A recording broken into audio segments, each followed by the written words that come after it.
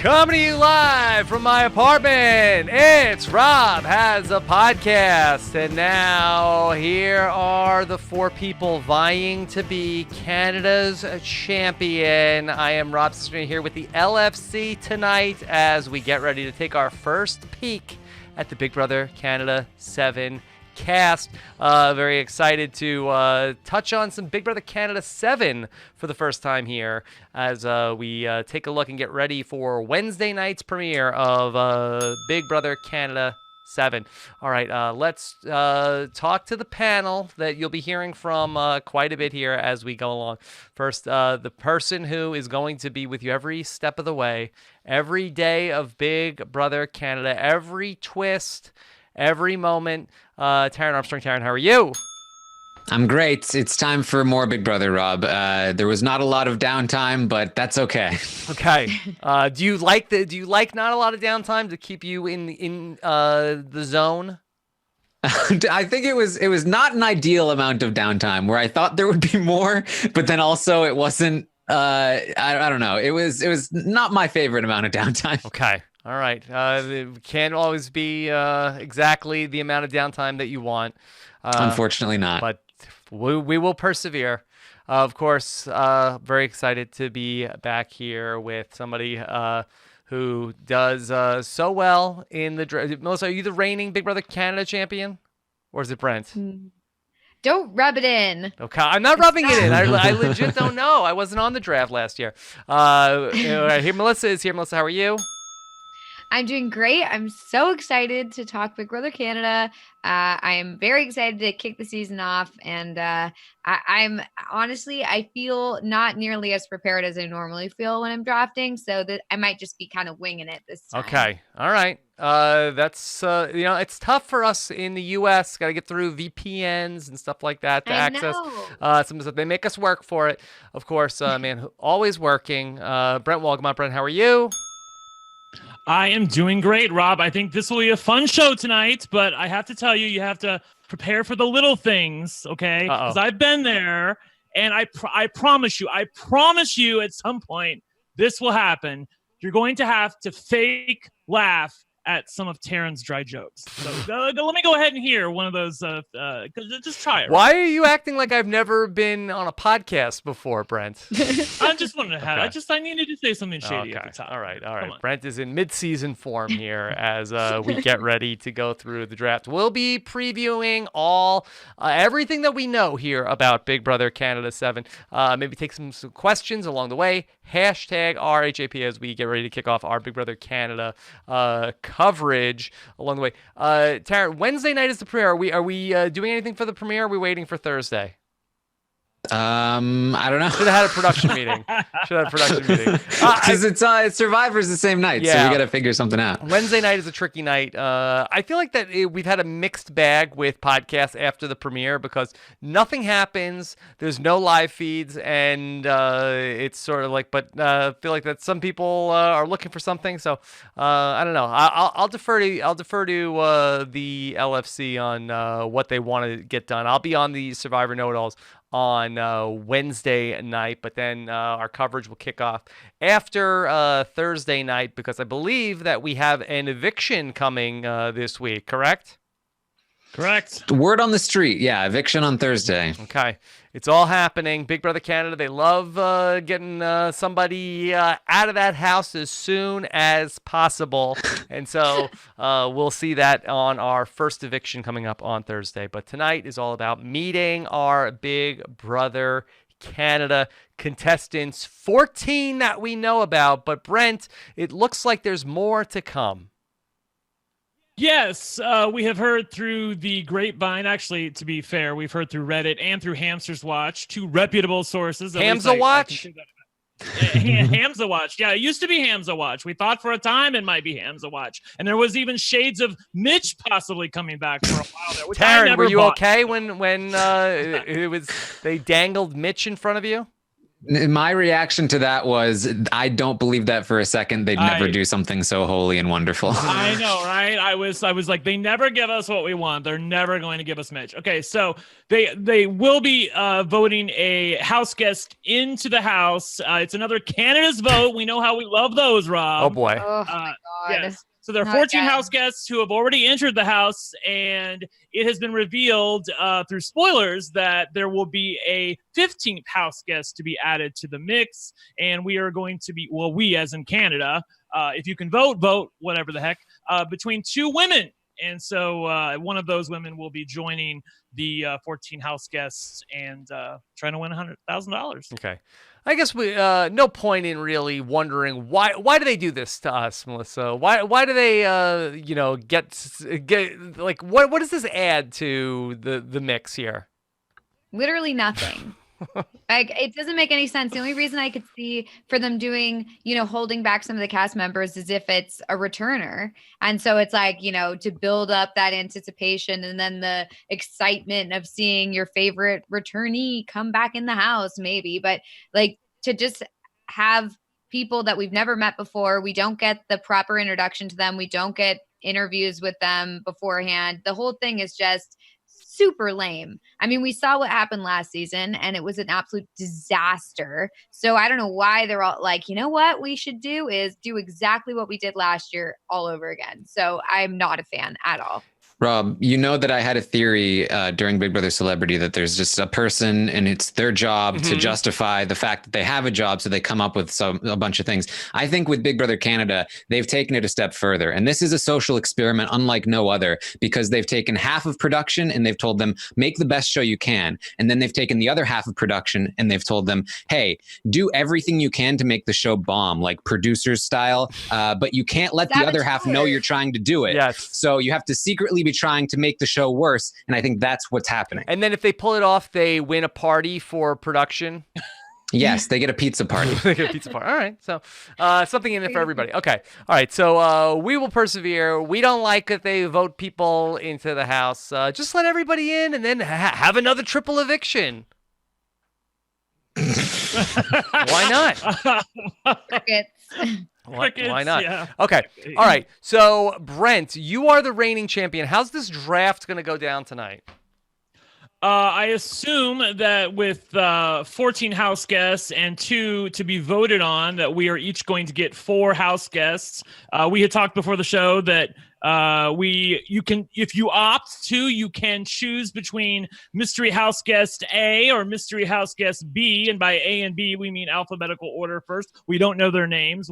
There's speculation on Reddit that they know their names, but we don't know their names yet. So you can pick one of those people if you want. If you think that the rest of the choices are absolute dogs. So, right. First round draft. So pick. there's gonna be a point where when we get to that final round, and it's also like we're never right with these things. Like we get to the people like, oh, these people can't win, and then you end up with like people that like make it to the final four, make deep runs into the show. So that there will be a point when there will be a couple of choices that we will consider to be unpalatable, where it might be worth the gamble to take a person who's the unknown, the mystery box A and mystery box B, and they will be the people with the alphabetical first name and alphabetical second name of our mystery box to get us to 16 different people that we're talking about. Now, we have so many different Big Brother LFC draft titles. So I just wanted, like, this is like heavyweight boxing, that we have so many different. So the reigning Big Brother Canada champion is Brent. Me. Okay. The reigning Big Brother Celebrity champion is me. The reigning Big Brother US champion is Melissa, but she picked first last time. I'm just saying. All right. Excuse the reigning Survivor champion is me. Okay, well, you guys didn't even do a Survivor draft this time, so now that's vacated. No. Okay. Last time we did, I picked Nick. Okay. I'm just saying. All right, and then the reigning Stockwatch champion is. No one's won but me. Okay. All right. So I just wanted to, at some point, so easy down the Big Brother. If Brent can hold through Big Brother Canada and Big Brother US draft and win the Stockwatch, I guess that there could be some sort of a unification of all the titles. Yeah, like it used to be for 3 years. Yes. And I see in the chat, the Melissa Bot says, Rob has no trophy yet. How quickly we forget that Rob also did pick John Party to win Big Brother Canada too. So that how quickly we forget. And that wasn't even a draft. I picked that out of how quickly we forget that. And Andy Herron also was a correct pick by Rob. Not even a draft. Oh, this is my one and only, one bullet. Boom. So got that right. Okay. So, short memories in the podcast world. Okay. So, Brent, what will the draft order be? This goes against everything I have been taught over the years about drafts, but I'm really feeling it tonight. So I'm gonna go number one. Brent is giving himself the number one pick in the draft. I am. That way, I have the full pick of the board. I'm going to give Melissa number 2 because she's always complaining that people always complain. Hey, I do complain a lot. I know that people are always taking her picks and she has none. That does happen. Yes. I'm going to still complain. No guarantees. I'm not going to complain this time, no matter what. Yes. All right, and then Taryn, do you have a preference, third or fourth? I'm feeling the third tonight. Third, you'll go third. All right, go third, and Rob, you'll go fourth. Okay. So I really thought you were going to make me go fourth. I love it. No. I love where I am. Okay. Okay. All right. So Brent, you have given yourself the number one pick. You must feel very strongly about one of the contestants, and you feel like that if you did not give yourself the number one draft pick, then you would not get this person. So I think that all of Big Brother North America is on pins and needles right now to know who this pick could be. Well, very good. I'm going to pick Chelsea. I love Chelsea. Oh, wow. I think that was, Taryn, surprise for you that Brent goes Chelsea number one? No, I think she's probably one of the overall Consensus. number one picks. Okay. Yeah. All right. I think that people were looking for me to pick somebody a little more outside the box. But no, honestly, Chelsea was far and away the person who I was the most impressed with both the Ika interview and the Sarah Hanlon interview. I think for a couple of different reasons. Number one, she was so articulate. She has a little bit of a bass to her voice. She's actually a radio person and does a lot of interpersonal communication skills, obviously with that on the air, but also in person talking to Ika and to Sarah. She couldn't have been more lovely. She is a fan of the show. She seems like she's there not for the experience, but for the money and the title. That was really clear when she was talking that she wanted. It wasn't just about the money. It was about because $100,000. It's a lot of money, but it's not going to change your life. She wants the title. She wants to win, and she's a pageant girl. And as somebody who is watches much RuPaul's Drag Race, as I have. The pageant queens are the queens that I have really taken a liking to and who seem to be very good at the kind of things that reality TV throws at you. So the fact that she has a pageant background, I think, speaks very well to her talents. She says that she is not looking for a showmance, but she could, have something. She's currently what she calls attached. Which is a fancy way of saying that she's with somebody, but it's kind of new, I guess. She doesn't really want to define it. It's complicated, I guess. And DTR, overall, they call it. Yeah, exactly. She's gorgeous. I don't think anybody's coming for her. She seems real. Unlike there are a couple different people in this cast that I thought were very fake sounding. She does not sound fake, and she doesn't irritate the living heck out of me either. So I love Chelsea, and I thought there's no way that it would get to me if I passed up on it. Okay. Melissa, how do you feel about Chelsea? I feel really good about her. I like her a lot. She was ranked up there in my picks, and I feel like a lot of people feel really good about her. I feel like she didn't quite stand out to me on first watch of some of the interviews or any of the, her bio and stuff. It didn't really stick with me. And then after kind of hearing a bit more, I was like, okay, I like this girl, and I'm starting to feel better about her. And I feel like she had a good rapport with Ika, and I felt like she was really easy to talk to, and I liked her choices for her favorite players. I like that she picked Godfrey and Erica. Mm-hmm.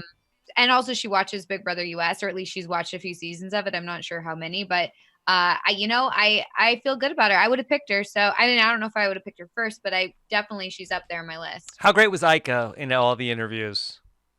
She was great. Look, I stand for Queen Ika. I will say after the 15th or 14th version of, you're going to have to, I promise you this will happen to you. Yeah, I was like, okay, girl, we get it. But with the fake laugh thing, but I will say this, that you're going to get kicked off the panel tonight, Brent. I give her the real tea. Brent is no longer allowed on Ika podcast. Yes. She's going to request Taryn next time. Right. I did love the spin on the question, are you here for the legacy or are you here for the title, but no one respects you? I thought that was a really interesting way to frame that. And it got different responses out of people that maybe I wasn't expecting. I think people who might have answered Jeff's question in the affirmative, like, of course I'm here to win. Who needs friends? They answered Ika's question in a way like, I'd rather be a legend. And so I thought that was a very interesting way to take that. Okay. Taryn, could you make the case why this does not work out for Chelsea?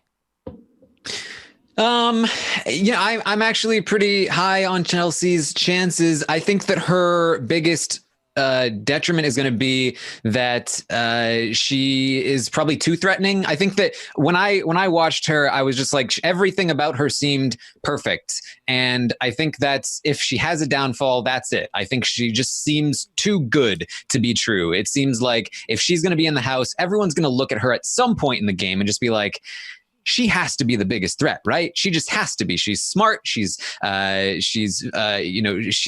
She's social. She's pretty. She's just like, she's the whole package. So we can't let her get to the end of the game. That's probably if I was reaching what I would expect her. Too high of a profile. Yes. Okay. Melissa, would she have been your number one? She's not my number one, but she's up there. And to be honest, I have like 4 names with a bunch of arrows, like changing the order a bunch of times. So as you do. Yeah, as I usually do, as is the standard. So I don't know if I would have picked her first, but she's up there on my list. And so it's possible that had it come to me first, I would have been like, Chelsea. So I can see that. I do like her. Okay. All right. Melissa, are you ready for your number 2 pick overall? Yes, I am. Okay. So I'm going to pick somebody, and I think I'm saying the name right because it's 2 names that are the same. So are they pronounced the same? The 2 names that are the same? Okay. Yep. Well, then I'm picking Kira with a Kiera. All right, why is it 2 names? Because there are 2 Kiras. Oh, there's 2 Kiras. Okay, all right. I think this Kira said you could call her KW. Okay, so which Kira are we? Is this? This is Kiera. Okay. But it's not Kiara. It's not Kiara. It's Kira. Okay. Right? It's pronounced Kira. Kira Wallace. I'm so confused. Kira Wallace. Well, because when you look at it, it looks like it could be like Kiara. Yeah, I thought she was Kiara. Yeah, I think they're both Kira. Can we call her that? Oh no, that's okay. Okay. All right. Hold on. Call her so I just want to make sure that we're all on the same page with who we're talking about here. Wallace. Wallace. Yes. Okay. Where's Wallace? All right. Yes. Where's Wallace? All right. They're 2 very distinctly different looking people. I just want to. Melissa, this is the person you're talking about, right? Yes, okay. that is her. All right. Tell us about Kira Wallace. Okay, Kira Wallace. The 23-year-old bartender. I don't know. I just got a good vibe from her when I was watching the interview. I felt like she was right up my alley. At the same time, I could see her getting in a lot of potential drama. I could see her causing issues. I don't know. It's hard to tell because, people put on their best behavior in an interview, and it's possible that, no, that's just who she is. Or it's possible that, she's toning down a lot of her personality. I don't know. But you know what? I liked her and I wanted to go with her. I thought she was funny. I thought she was fun in her interview. And she seems like she's really competitive and is there to play and there to win. So you know what? I just decided to go with it. Okay. All right. Taryn, how do you feel about Kira Wallace?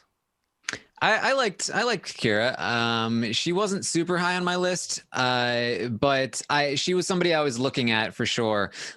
She was interesting. She talked about how she how she was like an alpha female, and that she would need to play as a beta. Like, so I am an alpha, but I need to play as a beta. And I don't know about that. I feel like you will probably have trouble if you're trying to fundamentally change your personality in the house. I have a feeling that she's not going to be able to play up this sort of demure personality that she wants to. She seems just very spunky and out there. And so I think that might be an issue for her, but I think she has potential. Okay. I also think she has potential too, but I would not have taken her in the first round. The problem is I don't trust her. And by that, I mean, I don't trust her not to make a mistake. She says her favorite player is Cass from season 4. And I have to agree with her. She reminds me of Cass, but Cass played a very tightrope game in season 4 to the point where she could have been evicted or caught a couple of different times and managed to get through the game. I don't know if that's necessarily going to hold up for this girl. So I'm here for her. She's going to play hard. It would be fun to watch her win the game. And also, I think that she could vibe with a couple of different people in the house. That was very telling when she said, she was talking about different people she could align with. She said, you know, the men in the house or the women in the house or the non-binary people in the house. I'm like, because there is a non-binary person in the house. And I'm like, that was really amazing that you just said that. And it so happens to be the person with the same name as yours, basically. So, yeah. Do you think she's psychic, Brent? She's like, or maybe she saw someone in casting and she's like, oh, you know, if that person's going to be with me or not. But nevertheless, it spoke well to her. So I have good feelings about her. But like I said, I don't trust her not to make a game fatal mistake. Yeah. Yeah. I also want to preface my draft this year with that I was trying to draft a little more like Brent because always a good idea. Well, you know what? I was thinking, like, I normally pick people who I'm like, I don't really want them to win, but I think they'll go far. So, I mean, some people I pick just because I like them and I also think they'll go far. But there have been people that I've picked in the past that have like been the Corey types or like the, you know, athletic white male types where I'm like, I know they'll probably go far, but I don't really want them to win. And so this year I was like, you know what? There are some of those types in here that I think will go far, but I don't want them to win. So I was like, I just am going to pick someone that I want to be happy about when they win. Okay. All right. That was part of my theory in picking this time. I'm trying out something new. So more heart, less head. Yes. Okay. All right. Let's see how it works out. All right, Taryn, you have the third pick overall. I do. I'm going to go with the other Kira. Okay. Actually. Yeah.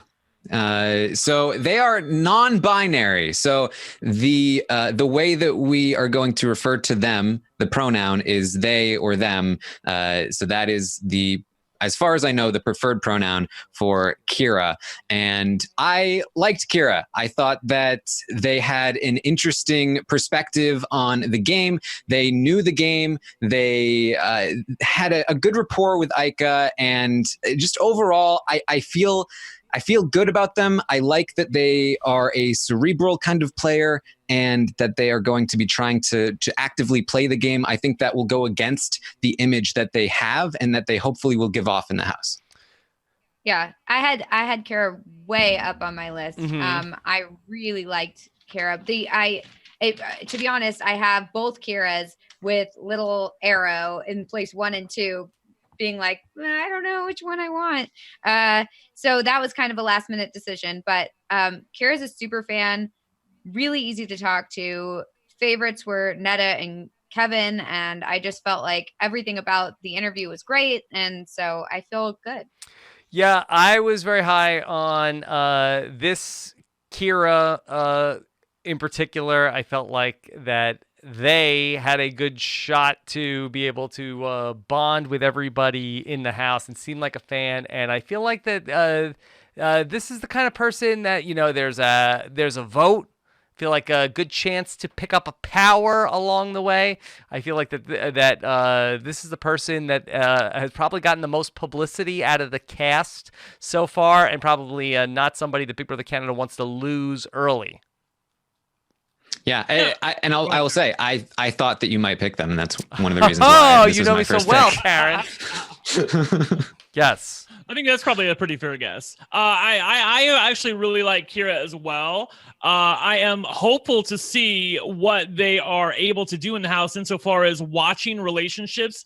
They said something interesting where and I'm just FYI, when I've been trying to do this in my head, I catch myself saying she sometimes, and I will endeavor to not do that on a podcast, but it is a live show, so please don't come for me if I make a mistake occasionally. But Kyra overall, I thought, did a really interesting thing where they said, I want to see who is in a relationship with somebody else, friendship-wise, and who is the manipulator and who is the manipulated. And I know if I can get rid of the alpha, essentially, that I can pick up the beta and use them in a potential, alliance moving forward. And I never really saw anybody put it quite that way before. They have played rugby before. I have total confidence in Kyra's ability to win any of these crazy carnival game comps that Big Brother has. So I'm psyched for this. And this, I think it will be really illuminating to the public. Representation matters. And I have never, to my knowledge anyway, seen a non-binary person on my television before. So I'm going to be learning along with the rest of everybody else. Okay. What is Kyra's profession? Bartender. Okay. Another bartender? Really? Yeah, they're both bartenders. Bartender Both Kyra Kyras. and Bartender Kyra. Okay. All right. Well, we'll have to see if we get any nicknames along the way. This is Kyra S. I will say that they came off a little cocky at times with Aika. It seemed like maybe they had the game all figured out, and shades of Johnny. It felt like Taryn. I am concerned. My main concern with Kyra is that they are going to be too aggressive, too gamey, and that might be a detriment. Yeah, and they have the glasses too, and that's not great. If you're a really gamey person and you have the glasses, I feel like you're gonna get busted. Yeah. Kyra was asked competition, beast, or floater, and they said mastermind. Right. All right. None of the above. Yes. Yeah. So we'll see how it goes, but I think good pick to go far in the game. All right. So all right, my first of two picks back to back. And I'm going to go with somebody else who was very high on my board. I will go with, give me Steph. Steph, I feel like when I think of Big Brother Canada and I think of who's going to go far, who's going to do well, I feel like if Steph gets through the first eviction or two, pencil Steph in being there at the Final Four. Yeah, I wanted both of these two, and I thought that you were more likely to pick Kyra. Yeah, but Steph, you were going to pick both. We literally picked all of my top four, so we did a good job. Poor Melissa. Okay, Steph is short for Estefania. Mm-hmm. Okay, she's a 23-year-old from Quebec. Here is Steph. If anybody is looking for that in the YouTube. Okay. And I have to say, that's not even a great picture of her. She is far more gorgeous than this picture is showing us right now. Yeah.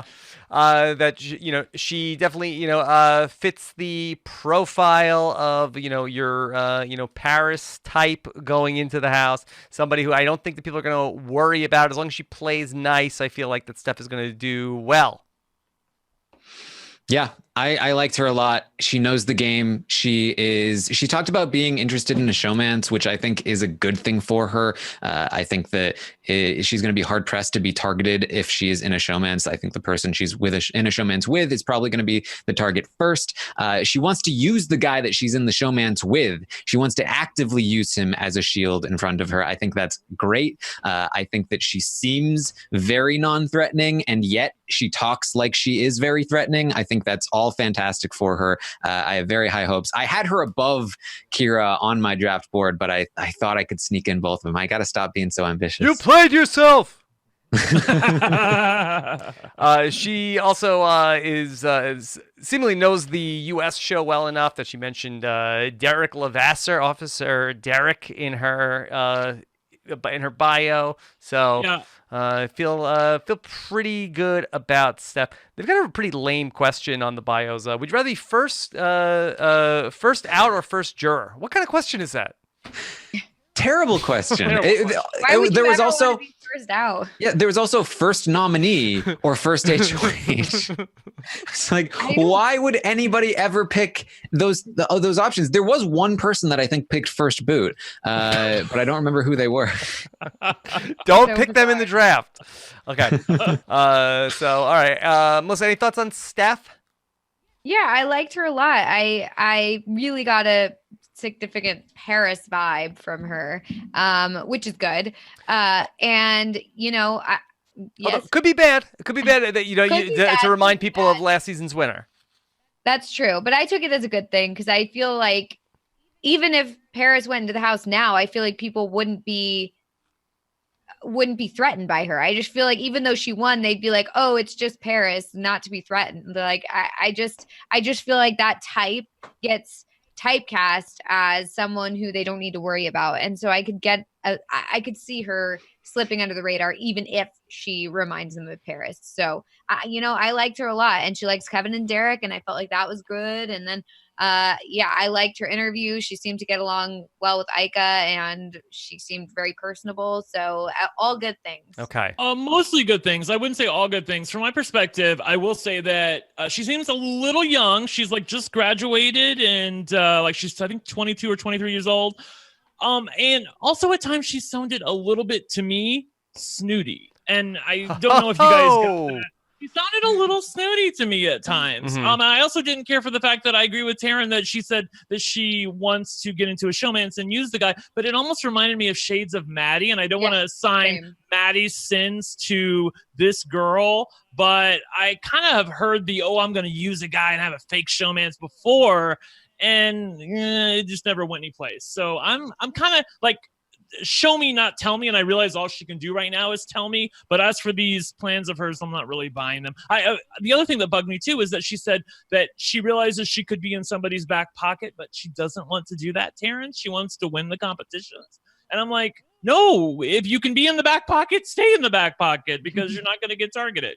Yeah, I think what she said was that she's probably not going to be able to win many competitions. So when she's able to, that might have been somebody else actually. But she's going to try to. Point being, she's going to try to win any competition that she's in, which probably not the best move for her. I don't think she will need to. So I don't like that. I think you're also right about the fact that my biggest issue was how young she was. This is a slightly older cast with a couple of people hovering around 30, and she is on the lowest end of it at 23. So I'm definitely cautious about that aspect. But she literally plays the ukulele. Like, she is the most adorable person in the world.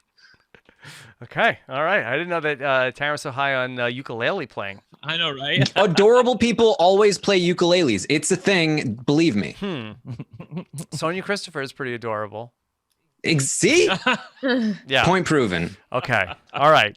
So here we go. Then it is back to me for my second pick. This is the tougher of the pick. I really am kind of torn between two people, but I will go with I will take our first man off the board.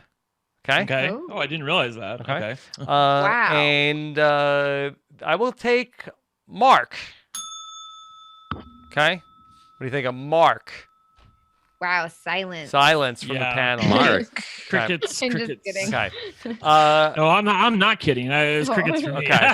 All right. Well, let me tell you about Mark. Okay. That he is the reformed guy from the religious background, which I think that could, that he could play that part of his persona up to be less of a threat. And I thought that in terms of talking game, I thought that I liked what he had to say. say. He has the piercing eyes. Probably is going to showmance it up. I like that he wasn't talking about going into a bro alliance off the bat.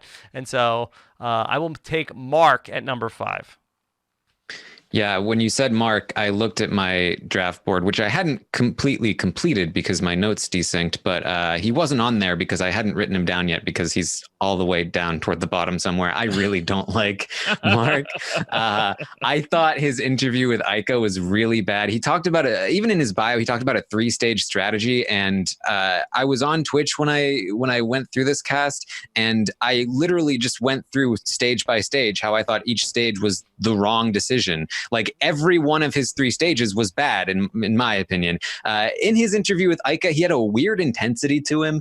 He just, the way that he talked was awkward, and I wasn't really a fan. You talked about his plea. I didn't like his plea. It sounded condescending to me, like I know best and you'd better listen to me. I feel like if that's his role in the house, didn't he call her sweetie or honey or something? Yeah, something like During that. the I think plea, it was like he said, like, honey, I'm your best chance to get for it, or something like that. Yeah, if you can say that to Ica, then you're probably going to say it to anybody, and I don't like that at all. So I was really not down for Mark here. Okay. I mean, I can paint a path where he could get to the end, but it's not one that I really want to watch. So, I mean, he was such a douche, Rob. Like, I'm shocked that you like him. Like, I mean, he was just such an ass in his interview with Ica, and then even with Sarah Hamlin as well. Like, he can't get out. Like, his ego is this big, and it's like he's aware of it and he doesn't care.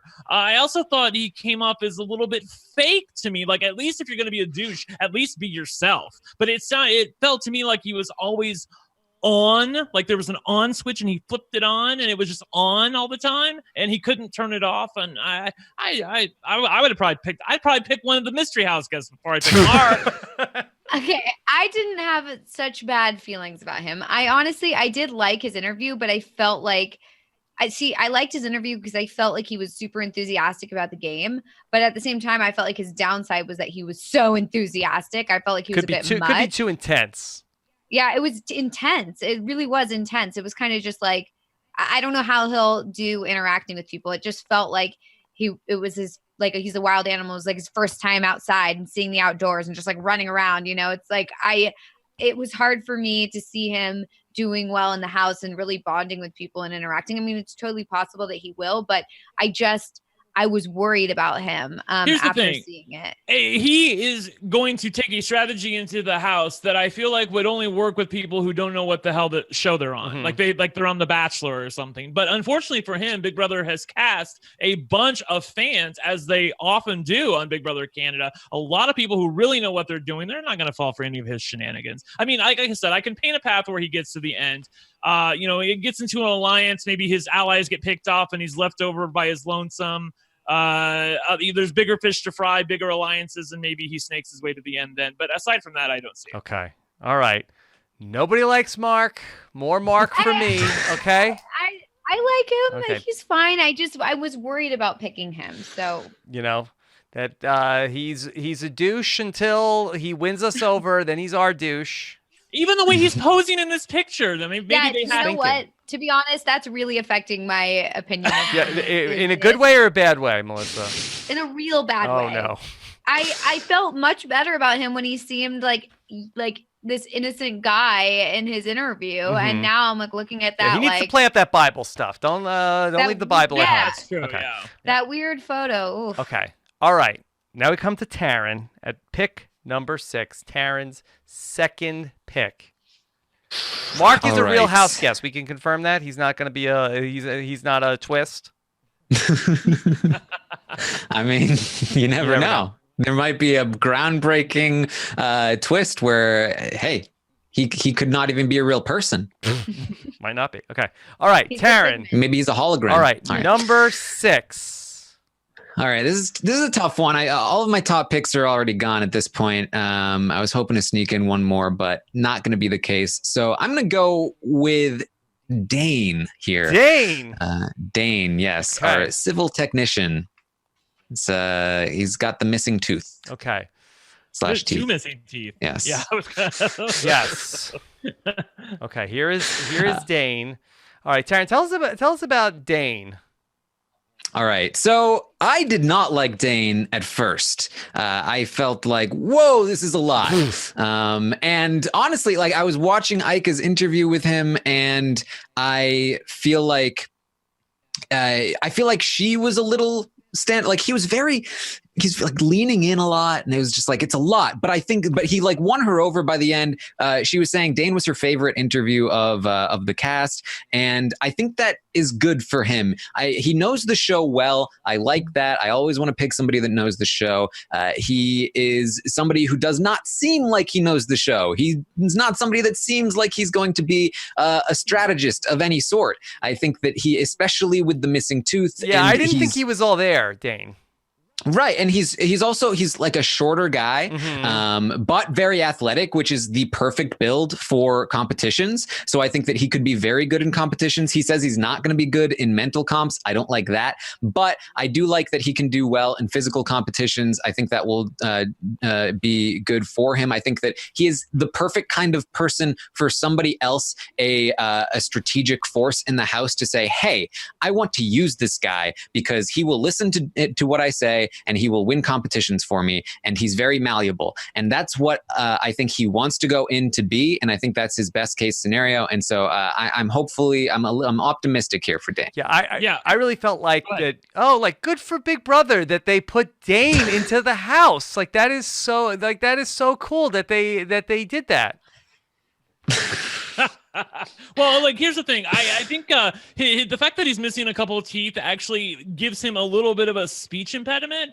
Believe it or not, like he can't say some letters clearly, and I think because of that, it's actually going to work for him in the house to the point where people don't really take him as seriously as maybe they should. Because as Taryn says, he is a fan of the show. He's watched all seasons of Big Brother Canada and US. And the other thing about him that I really like, and I do like this pick, by the way, I would have picked him if it had gotten to me, is that he is big into hockey, and that by itself is not anything, to write home about, but he plays hockey, and the team mentality about not getting too up or too down on himself at any given point, I thought it's really struck well to me in terms of Big Brother, where it's always going to be a little bit of a roller coaster, especially if you're somebody who's going to make it to the end, unless your name is Derek Levasseur. I'm here for this pick, and I think he could actually win the game. He's likable enough too. Okay, Melissa, how do you feel about Dane? I liked his interview with Ika, especially at the end when he was talking about his dad and everything. I felt for him. But in his video, his little video where it's their intro video where they're doing all those dumb poses and like, no, that sort of thing. He had teeth. So, and then he takes it out at one point. So I'm wondering if this is just a casting thing and it's purely the shock value in the beginning. And then during the season, he's going to be wearing his teeth, and that this whole thing does he have lucky partials? Maybe, but, all I know is that I really think that that's a possibility here, is that this is like a thing he played up for casting as like, oh, look at me, I don't have teeth. And then he's going to sit in there in the house and put the teeth in, and everything. We will have forgotten this whole thing. It'll be just a crazy. That's a really good call. I actually didn't notice that. And in fact, I didn't watch all of those because those videos were like a minute and a half long. So I watched the Sarah Hanlon videos. I didn't watch the little meet them, biographical videos of the house guests. But I had not noticed that he actually had that. I wondered because he said he lost his teeth. Like Ika, first of all, Sarah said nothing about it. And then Ika was like, the first question was like, so you're missing some teeth? I'm like, okay, we're just going to talk about it, I guess.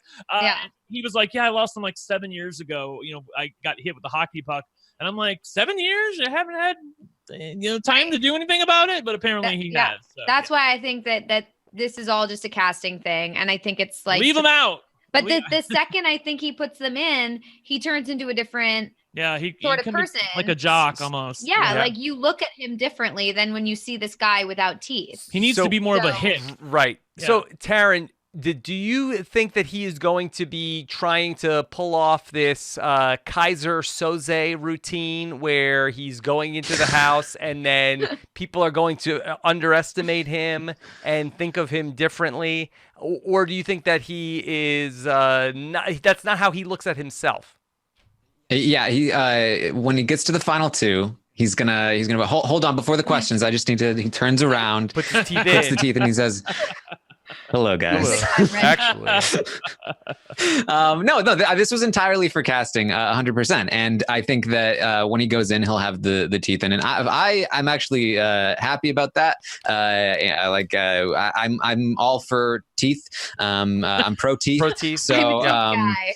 but I do think that the initial impression will matter. I think that if he comes in with missing teeth, which I expect he probably will, because you want, that's the point of casting with no teeth, then I think that it will make an impression, and it's also his personality. It goes along with it. I think that he will take them out to joke around sometimes. I think that it'll be in their heads enough that I do think it will help him a little bit. Yeah, but I'm just saying that like there's a difference there between like, is he going in and like, I'm gonna play people's expectations that they will not think that I am going to go all out, or is he gonna go out there and be like the jock hockey player trying to win all of the competitions, because then they're not gonna be sleeping on him.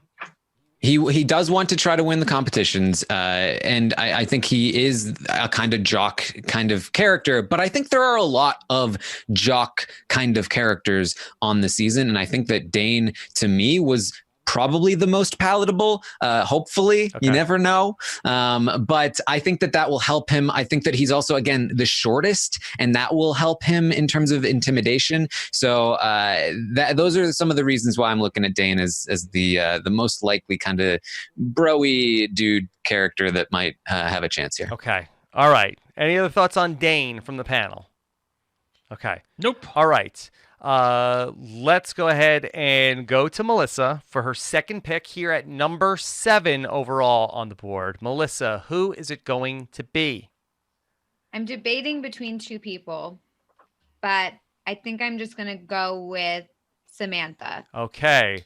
Let's talk about Samantha. Here we go. I liked her video. I felt like she's there to play. She seems Big ready fan. to go. Maybe not big fan, but fan. But I'm excited about her. The only thing is that I'm a little worried that maybe she might be seen as a big threat or play a little hard, and that's concerning to me. But it could go either way. She could be, under the radar, or she could go out guns blazing. And so we'll just have to see. But I liked her interviews, and I felt good about her. Okay. Brent, how do you feel about Samantha? I have written down annoying, feels fake. Brows will change the world. That's what she said in her interview with Sarah. True. I suppose, yeah. Brows will change the world? Yeah, she that's what she does at the beauty eyebrows. salon. She's She trying to does give everybody their best eyebrows possible. Jonathan Bennett could never. Look. Like, remember when they gave Gary that eyebrow makeover in the house? Yeah. Oh, yeah. Remember he won the game? Yeah. Yeah. I think it was in different seasons, but yeah. Look, I did not like her. I did not like her interviews. I'm not lying I'm not just being hard on her for the sake of it, because I wanted to like her, but she felt fake to me. And also she felt really weirdly intense at times. And I felt like the house guests are not going to get along well. In fact, I could see her being the first boot, if I'm being honest. I didn't take kindly to her. I felt like she was trying to impress Ika at various times. She wants to be like Ika. But she was also like impressed with what she was telling Ika. Like, I felt like she was impressing herself. I don't know, Taryn. I just didn't care for her. What do you think of this? I'm with you 100%. Actually, I got the same exact vibe. She's one of the people I lost my notes on, so I'm not exactly sure, but I'm pretty sure she's the one that said that was going to be my other pick instead of Mark. I'm pretty sure she's the one that said that she expects that she'll be able to pick and choose who she works with, because she'll have people coming to her, and so she will be the one that dictates like what the alliance is. And if she is going to play that aggressively, I am not optimistic about her chances, because she came off that intense in an interview with Ika, and if she gives any of that vibe off in the house, I think it's going to be off-putting, especially for this cast. So I'm not super high on her chances. I do think that if if that's not a problem, if we just got a bad vibe, a bad read on her from this interview, but she goes into the house and she's fine, I think that she has a lot of potential. But I did get that vibe off of her, so I was a little wary of picking her myself. How tall is she? Do we know? She seems tall. Does not say. Seems tall.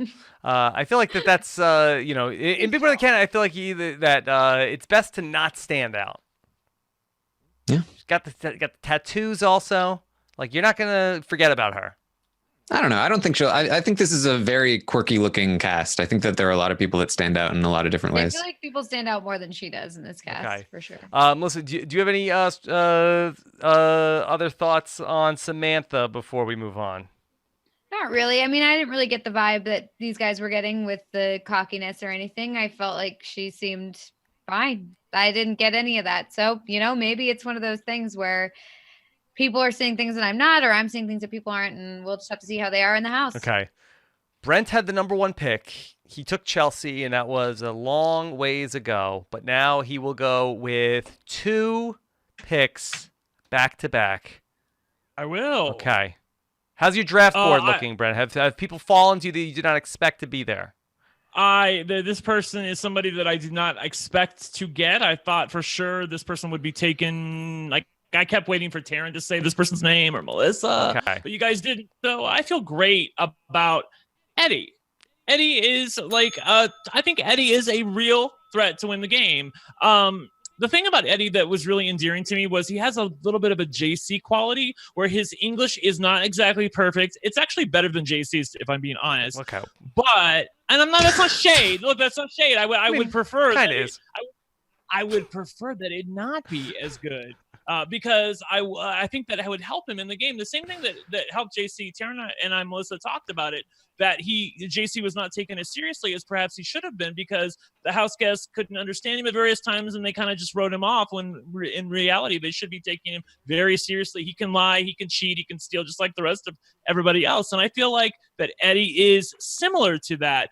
He's not going to be correctly estimated by the cast, and I think they're going to pay for it. He is also somebody who wants to be more like in the Ethan Zahn mode, like the assistant coach to somebody else, and let them. He said he was going to play into his stereotype where he wants to let people think that he is being manipulated, but he's actually going to be the one who will manipulate them later on, or other people on down the line. So I like the fact that he's aware of his stereotype, that he's going to play into it, and then hopefully use that to better his position within the game. I'm very high on this guy. I think he could win. I actually did like Eddie as well, Brent. Sorry to break it to you. You did, or you didn't? I did. You did? Yes. Oh, okay, good. Well, good. So, no, I thought he was good. I thought he was fun in the interviews. I like that idea of that he was going to just let people think that they were manipulating him. I thought that was a fun twist on that. Yeah, he said something too, like he's not going to tell people he's a cryptocurrency trader. Because they'll think he's a big loser if he's involved in crypto. I mean, 2019. His alternative profession about graphic design, I thought was like in the same ballpark as cryptocurrencies. I don't know. Oh, you're a crypto guy? Oh, I could definitely take advantage of you. I know, right? Don't lie about things you don't have to lie about. I feel like that was a place where he was overthinking things a little bit. But I feel reasonably good about his chances. So, Taryn, do you like my Eddie pick? I was lukewarm. Eddie might have been one of my picks if I had another shot at it. I think that he definitely could go one of two ways. I think I agree. I think there could be some JC similarities, especially because he talked a lot about like backstabbing people and like how he wants to screw over all of his friends. And I was like, that's great, kind of, but maybe not. I don't know if that's going to work out for you. He seemed a little too excited to backstab people, especially given the persona he wants to give off. I think that what JC pulled off is kind of impressive, and I'm not sure it can be replicated as easily as we might hope or expect. So I think that could be an issue. I think that there is also this, he talked about there being a cultural barrier We talked about this with JC, how this might be an issue, the language barrier, especially in terms of getting close to people, having close relationships with people. And as well as JC did, I do think he had an issue with getting genuine relationships with people in the house. Obviously, his ultimate downfall is that he couldn't be the one that Tyler chose. And that even, as much as Fessy believed him for stuff, Fessy would always choose other people over JC. JC did well as this sort of outsider wild card player, but again, that's a very difficult road to take. I don't think that it's going to be easy to replicate. So I think Eddie needs to have a different tactic going in. I like that he wants to seem easily manipulated. I think that's the right way to go. Will he be able to pull that off, given the fact that he wants to pull off a lot of blindsides and stab people in the back? I don't know. So I got a lot of contradictions from him.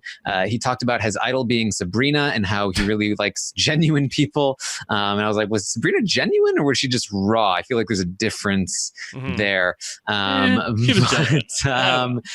The first half of the game, I think that she was very not genuine. But anyway, I've got pluses and minuses here for Eddie, and I'm kind of lukewarm in the middle. Look, if he really wants to screw people over in the house, he can get them to invest in cryptocurrency. For real, I have like a 10-second story. I bought some, what was it, Litecoin? Yeah. Right at the height of, I bought it right at the peak. And then that takes talent, people. Like, I bought it on the highest day it's ever been in the history of civilization. Yes. And then it went straight down. But I only threw like $100 in, but it's the $100 I don't have anymore. Melissa. I liked Eddie. I did.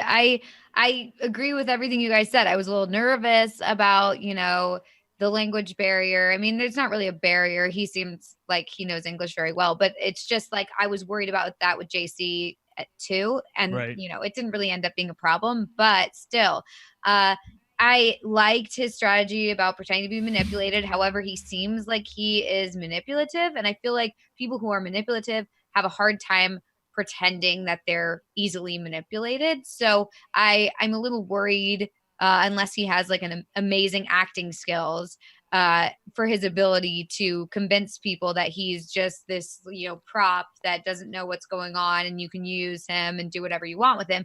I will have to see how he can pull that off, but I like the idea behind it. The fact that he likes Sabrina is good for us all, but bad for him. So if he's gonna play like that, he likes good TV.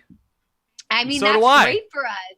We all love good TV. Yes, that's what everybody wants. But I'm worried about him, trying to potentially play up that and be that Sabrina-like character, and that's probably not going to go well for him. I feel like what we got with Sabrina was like once in a blue moon. The fact that she got so far with being that kind of personality. So, we'll just have to see. But I did like him. I am interested to see how he pulls off the stuff that he's saying. The one thing you said about the any perceived language gap, I'll call it, is that like with JC, I worry that it's going to inhibit him in building bonds with people. Like when English is not when whatever language you're speaking in isn't your first language, you're naturally going to feel a little bit detached from the people who are native speakers of that language. So I am hopeful that he can build the necessary bonds he needs to build within the game to be somebody's number one or number two, or at least position himself in a way where he is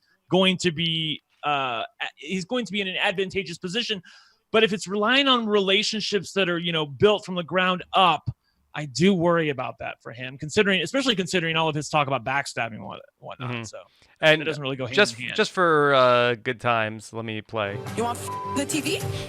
Does everybody want good TV? Is that what they want? Yes, that's what we want. Supposedly. Supposedly. Yeah, I like that part. Yeah, I forgot you had that part on. Supposedly. Supposedly, that's what everybody wants. Okay. All right. I love Eddie. I hope he stays on the show the whole season. Okay. All right. Me too. Brent. All right. Yes. You got another pick. Back to back, 8 and 9 here for Brent. I do. This is tougher because I feel like there's some people who like it's like Melissa, what you were talking about. Like, let me reset. Let me say who's still out there right now. Okay. Yeah, sure. So we still have 6 proper house guests and our 2 mystery boxes. Very exciting. Mystery box A and mystery box B. We still have Anthony. We still have Laura. We still have Damien. We still have Adam. We still have Kaylin, and we still have Maki. 2 mystery boxes. Yes. And what I was trying to say was I think there are some people that probably have greater game equity on the board, but then there's somebody who I feel like I really want to pick and just go with my heart. And that's what I'm going to do. So I'm going to pick Kaylin. And all right, Kaylin. I feel great. I read Matt Lagori earlier today. Our own Matt Lagori did a ranking of the Big Brother Canada house guests, and he had Kaylin last, and he had a good point in that, until Big Brother Canada shows us that it's willing to award the money to an older house guest, he's not going to put much stock in it. And I think that there is merit in that, and that frequently the person who is the oldest person in the cast, and she is the oldest person in the cast, at least at this point, she could be an easy boot. But a couple things. Number one, stuff like that is, I feel like, only relevant. It's like with the whole, don't walk in the door first on Big Brother US. Like, something is something until it's broken. And I feel like that if she wins, then we'll look back on this like, of course, older people can win the game. The other thing is that she is a gamer, and she's wholeheartedly going to lie going into the house. I am nervous about how much she is lying about. And I think, again, going back by Eddie thing, that there's some things I feel like you don't need to lie about. Like, why do you have to lie that you're single or dating? Why can't you just tell them you're married? I get why you might not want to tell them that you have kids, but that's going to be really tough to not talk about your kids. I get that. The other thing is she wants to lie about her age, and I feel like Melissa, I don't know if you're with me on this, but she wants to say that she's like 29 to 32, and I'm like, I think I could buy 34, and she does hold her age well. But no 29. Yeah, I'm 29. Yeah. So if that's any indication, yeah. She doesn't look I'm like 29. me. Yeah, Rob's 29. Yeah. Look, I'm going to give you the good. You guys can take the bad stuff. I'll take the good stuff. The good stuff is she was really personable with Ika. She was fun. She was great. She had a great rapport with her. She was also great with Sarah Halen. There's somebody you just naturally root for. And I do not feel she was cool enough that I do not feel she's going to be stereotyped as the easy first older boot woman. I do not think that she will fall into that role, and she is very cognizant of the fact that could be her fate. And so I am hopeful that she will deny it, because I'm here for it. Brent, yes, her occupation. She is. Yes, let's talk about this. What? Yes, okay. yes. She's listed as a psychic. Yes. And immediately we thought of Caitlin, because her name is Kaylin. Mm-hmm. And but she is not somebody who, with all respect to the great Kaylin, is into the energy or the hocus pocus of it all. Not that that's what Caitlin is into, but that some people might perceive her that way. This Kaylin was more into your feelings, and she can see your loves and your likes and your dislikes and things like that. It was a little bit more, to be honest, believable. In the things that she was talking about, like as a psychic, were things that I thought were just naturally intuitive. Like, I could look at Taryn and go, well, he hasn't had a date in 10 years. So, come on, Oh, just kidding. But no, I think that the stuff that she says is stuff that I'm sorry, Taryn. Taryn's not happy, Brent. Yes. Come on. I'm very sad. Brent, this is my sad face. Oh, I'm sorry. Yeah, that's very good. I give you a 7. Oh, a 7? Well, I wasn't even really trying my sad face, really, if I think about it. You're only helping him. You know how many DMs you get? Oh, Taryn, I'll go on a date with you. Yeah. Oh my God. There's gonna be too much. Chat. All right. Now we've gone too far. Now I'm actually unhappy. All right. No, look, Kaylin, I think she can win, and she wants to. She knows what she needs to do. She knows what her potential pitfalls are. I'm hopeful that she can do it. And I don't buy this nonsense about, they've never awarded an older house guest. Of course they haven't. They just haven't done it yet. They're getting around to it with Kaylin, Matt. Is she really a psychic though, or is it just like, oh, put that in your bio, like, oh, what's this, Johnny? He's a Wiccan. Oh, is he gonna be doing spells in the house? That's right. Yeah, we did forget about that. You're like, yeah. oh, this Jordan Parhar, he's a conservative pundit. What do you think he'll be talking about? Is he gonna, break down the Canadian politics in the house? Yeah, well, unfortunately, Melissa, her interview with Ica, it didn't really center on anything about the psychic thing. It was more about her general rapport and her views of the game and her views on relationships with other people. And also, she is married, and she's like, well, hubby at home knows that if I got to flirt, I got to flirt. Like, so she's in it to win it. Okay. Yeah, no, I liked her a lot. I feel like, similar to with Johnny, where I was like totally down on him in the beginning because I was like, all this weird stuff. He's saying all this stuff in the interviews. I mean, all that stuff gets thrown to the wayside the second they get in the house. So I could absolutely see her just like not mentioning any of this and everything's fine. I do think that the lying about the age and about her family is going to be a little weird because, I mean, she has a child, right? And two, I think. Right. And she's going to, how is there's no way she's not going to slip up. I mean, like saying like, oh yeah, my daughter, like, cause you forget. I could see that happening. I mean, she's had children for so long. It would be weird to just be able to turn that off. Unless she's like really great at acting and improvising and stuff. I don't know, but I just feel like that doesn't seem like it's going to be able to be kept up for the whole time. In terms of the favorite past house guest that she mentioned Will. A lot of Big Brother Canada 6, which I was like, ooh, we've done this long enough to know that's a tell. Will, Hamza, those are people that I would not want someone who I'm picking to be having as their favorite house guest. Right. She did say Erica though, but it's clear that I don't think she's a big fan of the show. So there's that. And then the last thing is the whole psychic thing. Do you guys remember America's Psychic Challenge? No. That TV show? No. Oh my God. It's amazing. You should watch it. When was it on? It's a reality show a while ago. I don't remember the exact year, but if anyone in the chat remembers this show. I'm going to Google it right now. 2007.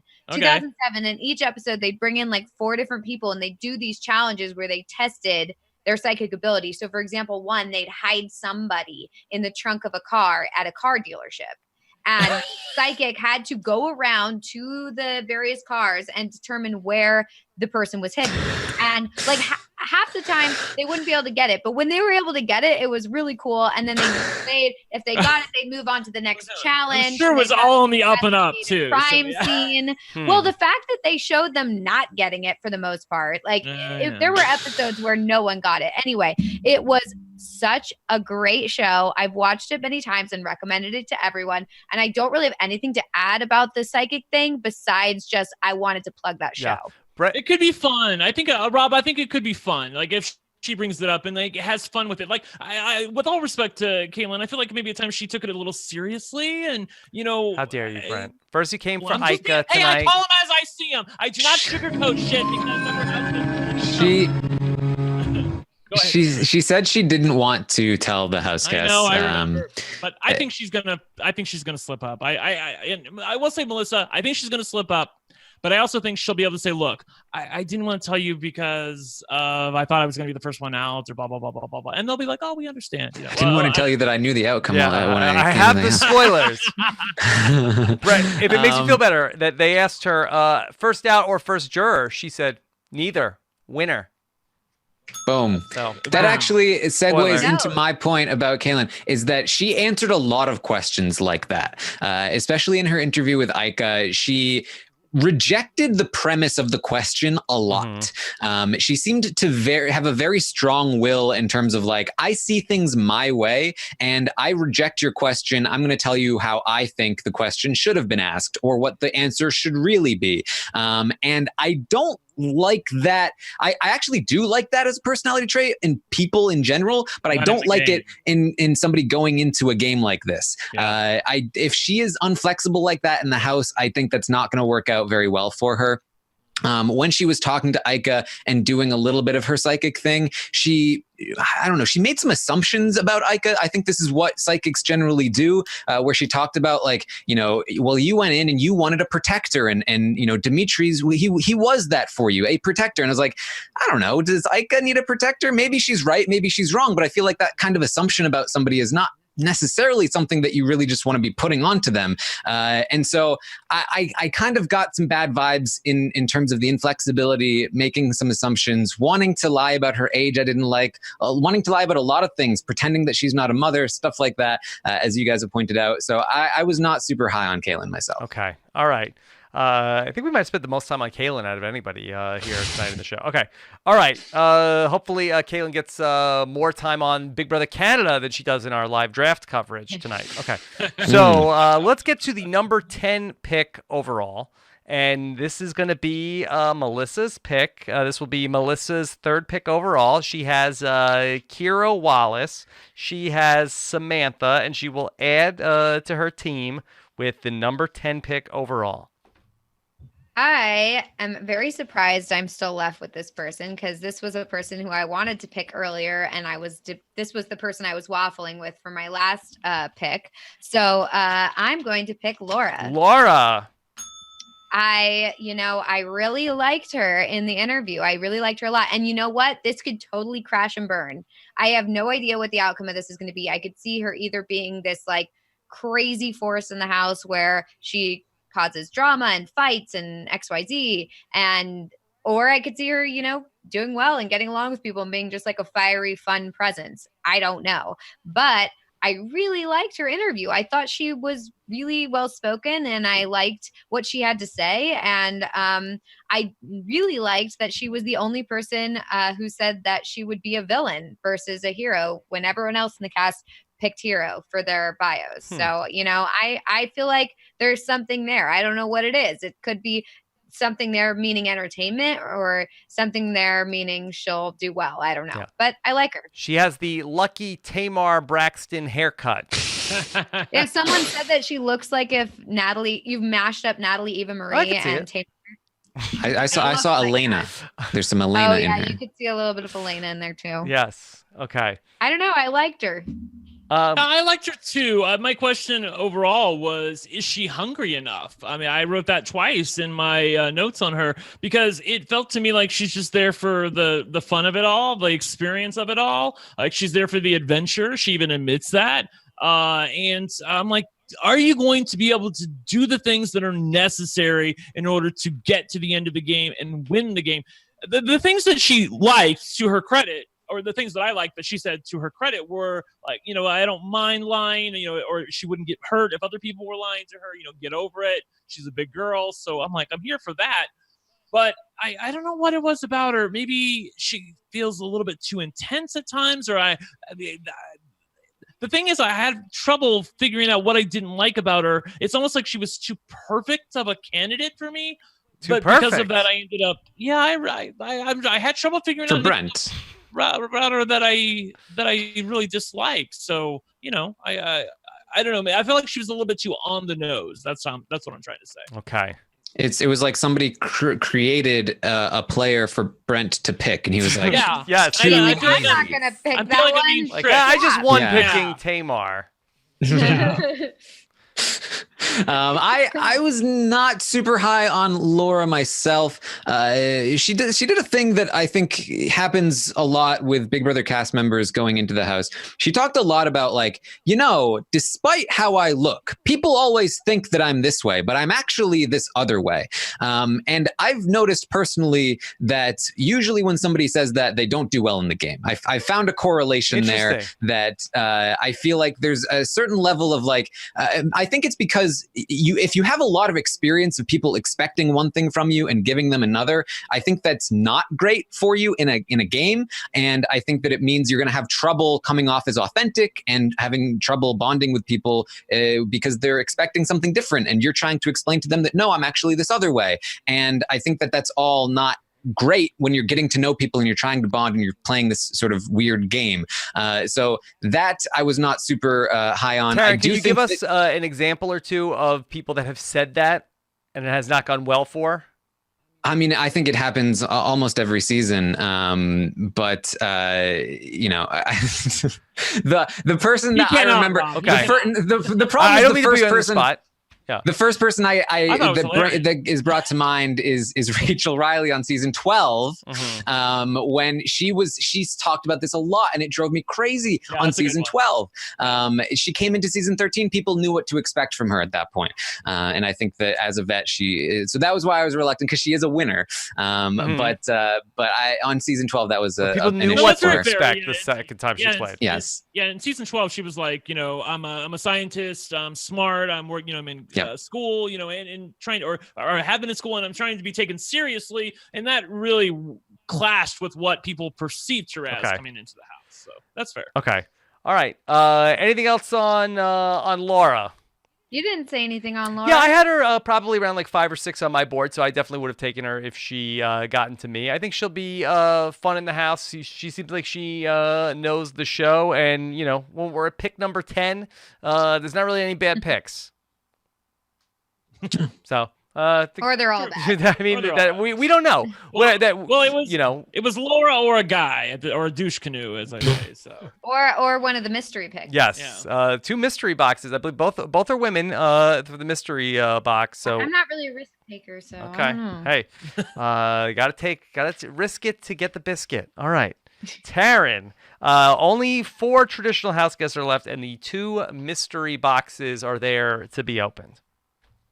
Yes. My next pick is going to be a little bit of a weird one, I guess, for me. I don't really want to pick him, but I feel almost obligated at this point. I'm going to go with Damien. Yeah, that's what I was thinking. If I didn't pick Laura, I would have picked him because I felt obligated. Yeah. What was the obligation? The obligation is, I don't want to get into any particular things involving premieres and whatnot, but that definitely is part of it. But also, I feel like at this point now I have Damien and Dane, and I'm hoping at least one of them breaks off in the right way. And so maybe it's Dane, maybe it's Damien. I think that he's fine. I think that he's bland. I think that I didn't really like how he came off with Ica, but for the most part, I feel like he'll go into the house. He'll probably get along with people socially. He's got a girlfriend. I think that actually is good for him. I think that if another guy gets into a showmance that's not him, that's going to be a good look for him. It almost worked a little bit for Jesse, but not really. And so, I don't know. Not that Jesse had a girlfriend, but that Derek was the showman. Right. If he hadn't gone off on Johnny, I think he was in a great spot. So I don't know. I think that he's my boring, bland pick. I didn't want to pick him. I wanted to pick somebody more exciting, but at this point, I felt like I had to. Okay, Brent, any thoughts on Damien? Yeah, I mean, there's a reason why a guy who's this, good looking and this jockish is still left on the board. Like, he was really bland to me as well. In fact, Marianne in the chat says that Damien is plain yogurt. Is that why you picked him, Taryn? Look, he's full of protein. Yeah. Whoa. Oh my God! Jeez, if I said that, I'd be throwing out the podcast. I hate it. I'm sorry, macro joke, guys. Sorry. It's just so bad. The thing with him was that so him dirty minds. Yeah, well, we were all thinking it. All right, focus, people, focus. Okay, him or his girlfriend was the one who sent in the application. I couldn't even tell if he really wanted it. Like, it seemed like his girlfriend was the one who wanted either to get on the show or wanted him to get on the show. But I wasn't really, whatever story they were trying to sell, and it seemed like a bunch of bull. The one thing I did like about him is that he has a bit of a music background, and as far as problem solving, I'm always here for music makers in general, and he seemed really intelligent when he was talking. But as Matt also pointed out in the rankings that he released earlier today, this guy says he knows he's probably going to need to throw competitions, but he doesn't think he's going to be able to throw competitions. And when you have a weakness in front of you, and you know it, like the reason I liked Kaylin was that she knew what her weakness was, and she was thinking of a way to proactively combat it. This guy feels like I know what my weakness is, but to hell with it. I'm going to go ahead and win competitions anyway. So I guess I could make a case that he's steering into the curb, but I don't know. Otherwise, I wasn't really impressed by him. Okay. Matt Ligori had him number 5 in his preseason power rankings, Darren. Yeah, I mean, I had Derek last season, and Derek came real close to winning the game, so okay. What are you going to do? All right. Yeah. There you go. There is Damian. Okay. All right. So I didn't get to talk about Damian. Please. I don't have that much to say, but I do have to say that, I just want to talk. But no, but for real, no. I did not like Damian at all from his interview. What was it about him, Melissa? Because he felt like he didn't want to be there. He felt like he was better than Ika was like, you're low energy. Yeah, she was over it. She was like over it before it even began, just along with the rest of us. Because, he's sitting there like just leaning back. She's like, yeah, I'm here. I'm going to play. Mm-hmm. What can I tell you? It's like, okay, maybe a little enthusiasm. But you know what? We had that same thing with Joey Lawrence. And, the person who is dying to be there, you kind of want to get them out. And then it's a little bit like a reverse psychology thing where it's like, he doesn't want to be here. Keep him. Yeah, I mean, true. But at the same time, it's like nobody quits. I feel like I don't need someone who's like chomping at the bit. I feel like there's a difference between Mark and Damian here. Because Mark, was like, too much, and then you've got Damian who's nothing. Like, it's not even that he's not enough, it's that he gave nothing. And he, even when she was like, oh, why Big Brother, he's like, my girlfriend signed me up, she applied for me. It's like, you couldn't even fill out the application or show up to an event. I just feel like, why? I mean, it sounds like she like forged his application because she's like, I already applied for you, you're in. It's just, I just didn't like it. I don't like also that it felt like he was kind of bragging about that fact. Yeah. Like, yeah, I didn't even want to be here, and look at me now. They just loved me. I'm just so amazing. Yeah. So I didn't like that. It's totally possible that he's going to get in the house and be like, gung ho, loving the game, learning as he goes, great player, fun guy. But like, he just was giving nothing to Ika, and I feel like Ika's really easy to give stuff to in an interview. She's very fun and enthusiastic. She laughs at all the bad jokes, and like he was giving. It was the same way with Sarah too. He was so low energy and just he seemed like he was too good for it. Like I don't know how people like this guy. Do you think? Yeah, and that's the thing is like I can deal with laid back, but I can't deal with people who act like they're too good for this. It just puts me off. I hear you. Personally, especially with this archetype, I would rather go with somebody who doesn't seem like they want to be there versus somebody that is like competitive out of the gate, because he is a hockey player. He's into sports. He is going to get competitive in that house. It is in his nature. It is in this archetype's nature. They always do. They always get into it once they're in. Even Joey Lawrence, Mr. Batman, who didn't even need to be there, got into the game eventually. So he could really hook up with Dane. They're both like mega hockey fans, so he has a girlfriend, Brent. Oh, also, it seems like he also I believe said he'd never watched the show. He watched like a few episodes of one season, and I feel like even the recruits who come in and they're like, I didn't know about the show beforehand. They at least watch the shows once they're in the casting process. I mean, I feel like he just didn't even care to even take a look at the shows and know what he's getting himself into. So I feel like there's a difference between learning as you go because you've only seen a couple seasons and learning as you go because you literally don't know anything about the game. And that's what concerns me. Okay. No, I hear you. I'm doing my best, but I hear you. To be fair here, I would have picked him next. Mm-hmm. So it's not like I'm like, Taryn, what are you thinking? There's so many other good players on the board, because there's really not. Okay. All right. 3 men are left. 2 mystery boxes are on the board. And so it's back to me for 2 in a row. And so, with the 12th pick overall, I am going to go with one of our wacky picks here. Give me Maki. Maki. Okay? Oh, boy. Why? Why do you say, oh, boy, Melissa? I am so not a fan of this guy. You hated Kato Kaelin. I know. It's possible that I'm going to love this guy. Why do you hate all the fun people?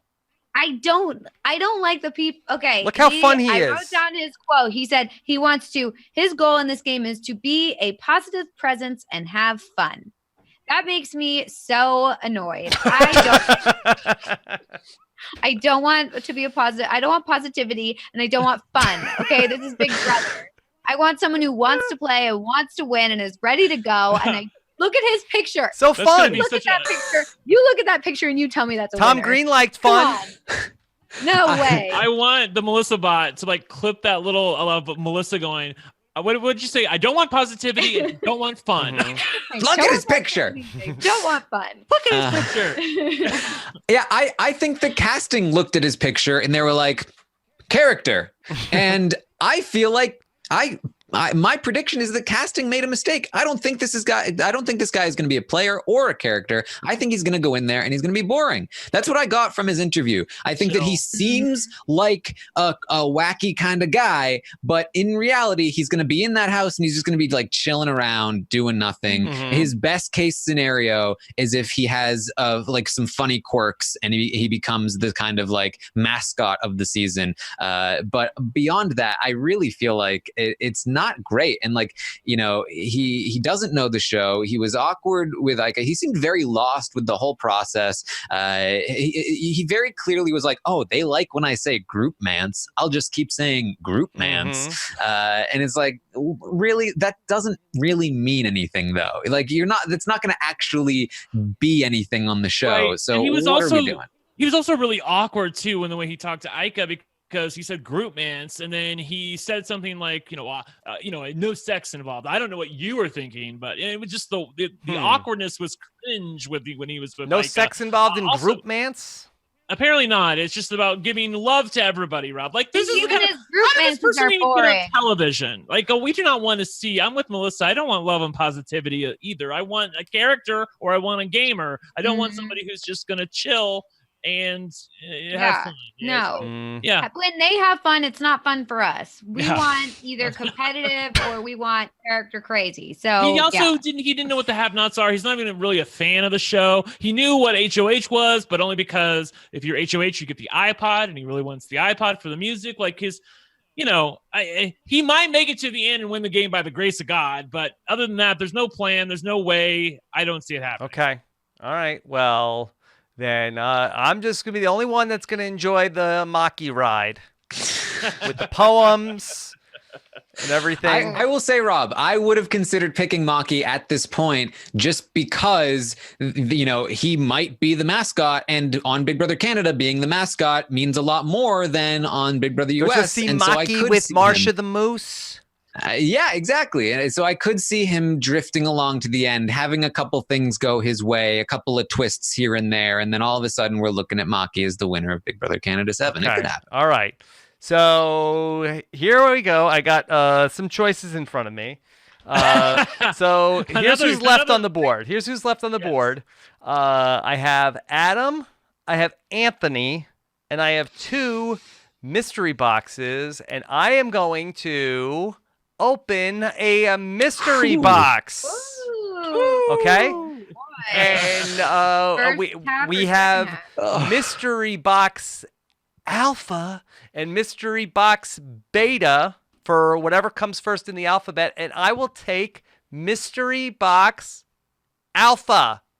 Alphabetically, give me the first of the mystery contestants coming into the house. So whatever their names are, the one that starts with the first letter, give me that one. Mystery. So to be clear, box for the A. audience, you're picking a mystery box over 2 of the known quantities that we have. Like they're that bad that you'd rather have a mystery box. Yeah, that's right.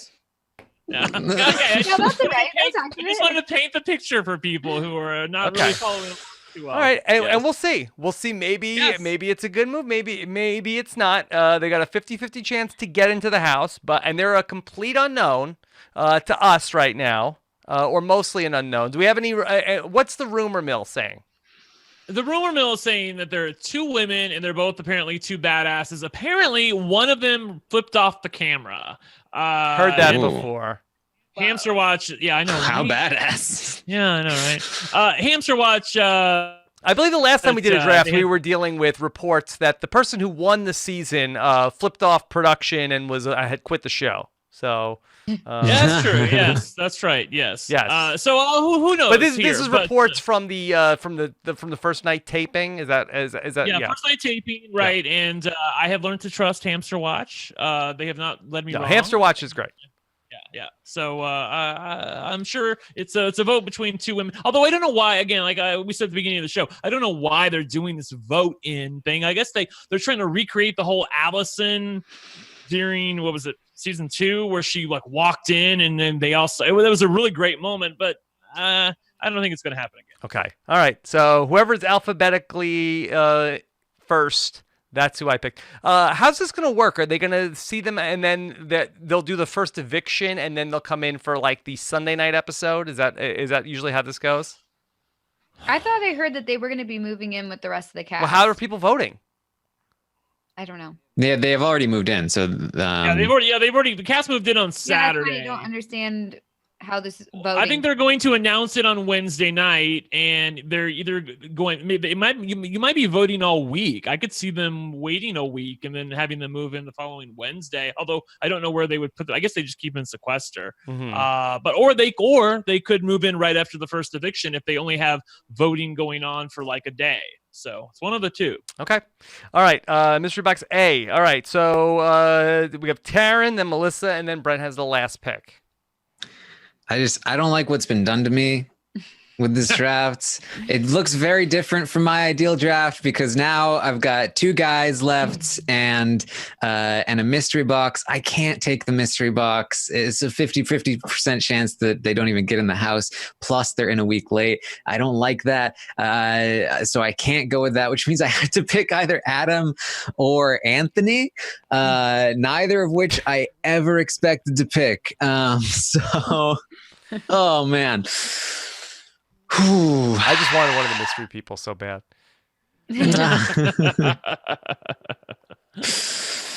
I'm gonna go with Adam.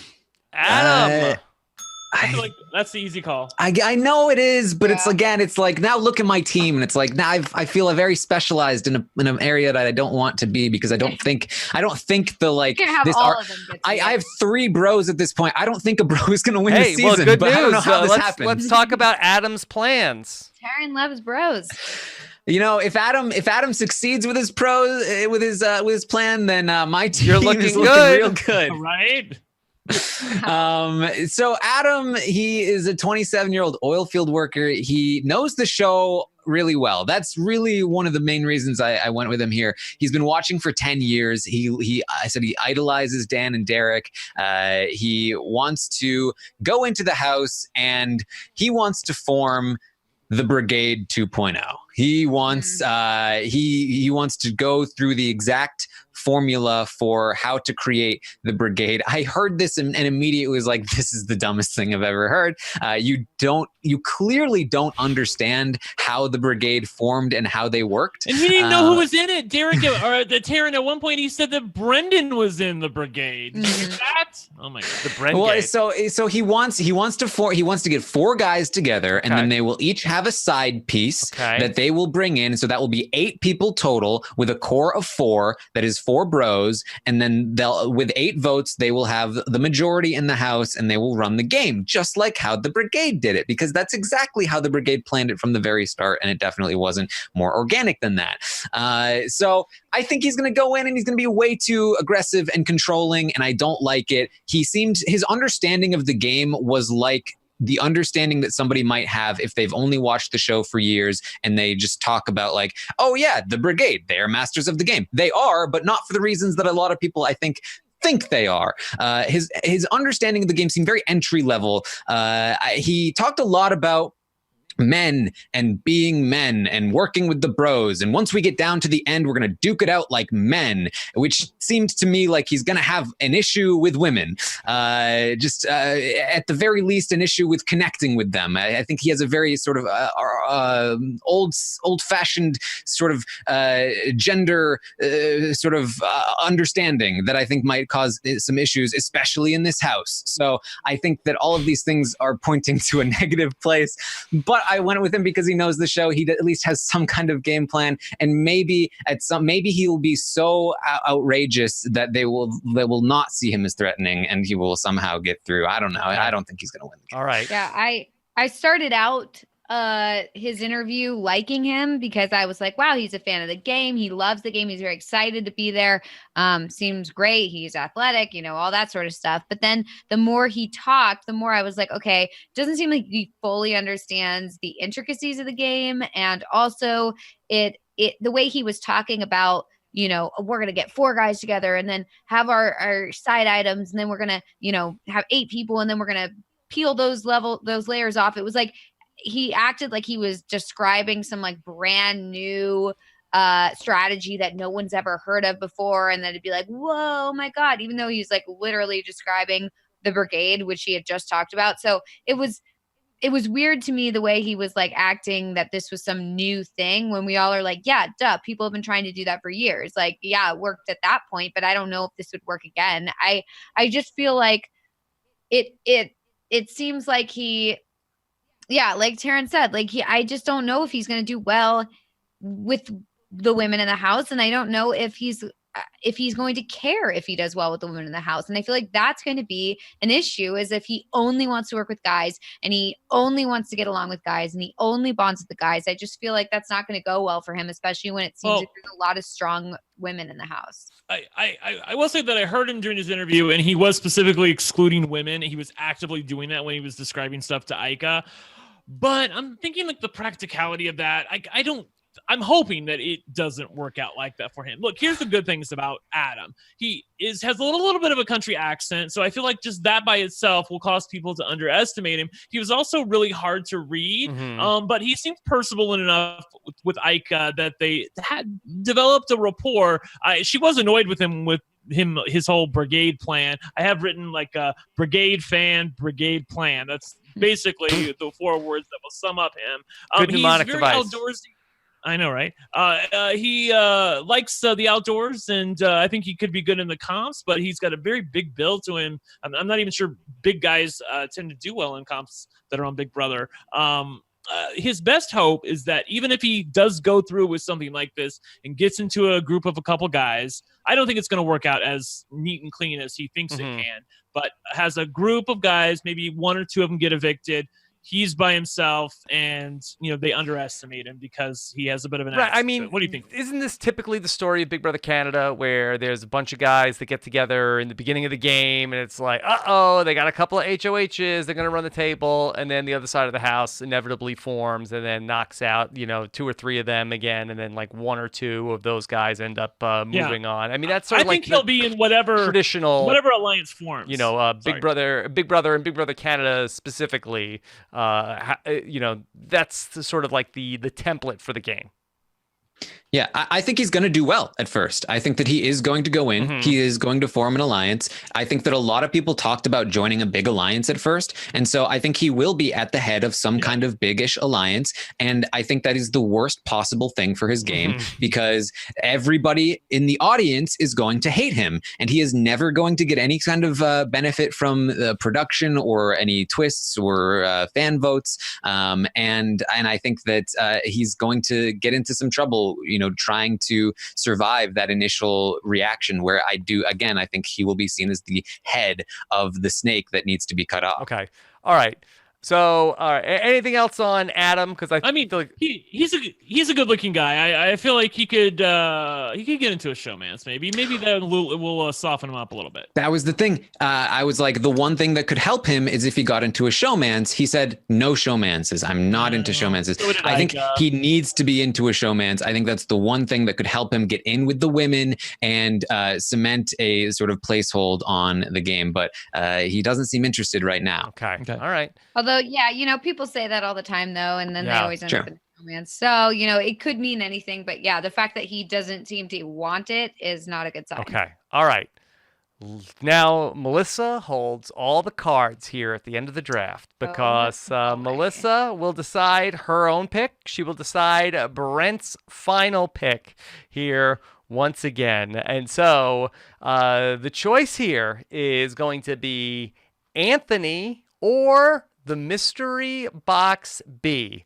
So, who will Melissa ultimately decide is going to be her last pick and Brent's last pick? Melissa, are you locked in? Don't reveal it yet. I'm locked in, Okay. I guess. Melissa is locked in, and we're gonna find out the final two Can picks. I Yes. preface with something? I just know. Well, I'll tell it later. Okay. No, I was going to say, I I don't was going wanna to paint give a the picture. So Melissa is deciding between a total mystery box that Bless has you. 50-50 chance of getting in, or she's about to pick the person who talks like, "Hey, girl, Hey, How you how's doing? it going? what's going on? You feeling You me were like the tonight?" light in my life. Wow, guys. Yeah. Okay, hold on. All right. Let's all right. take a all right. stroll down. Melissa, are you ready? Okay. All right, here we go. Here's a